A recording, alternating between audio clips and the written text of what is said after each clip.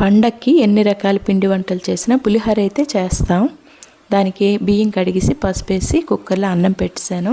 పక్కన చల్లార్చేసి ఉప్పేసి కలిపేస్తున్నాను. ఒక 5 పచ్చిమిరపకాయలు, చిన్న అల్లం ముక్క, వీటిని కట్ చేసి కచ్చాపచ్చాగా మిక్సీ పట్టేసి ఈ చల్లారిన అన్నంలో కలిపేస్తున్నాను. అలాగే చింతపండు నానబెట్టి దాన్ని పిప్పి తీసి స్టవ్ మీద పెట్టి ఉడికిస్తున్నాను.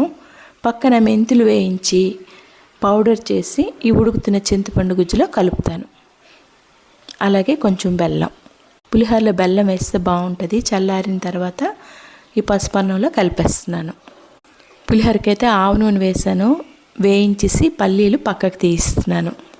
అదే కళాయిలో ఫస్ట్ ఎండుమిరపకాయలు అయితే వేస్తున్నాను. ఆవాలు, శనగపప్పు, తగినంత మినప్పప్పు, అలాగే కరివేపాకు ఇవన్నీ బాగా వేయించేసి కొంచెం జీడిపప్పు ఇవన్నీ బాగా వేయించిన తర్వాత ఈ చల్లారిన పసుపు అన్నంలో కలిపేస్తాను.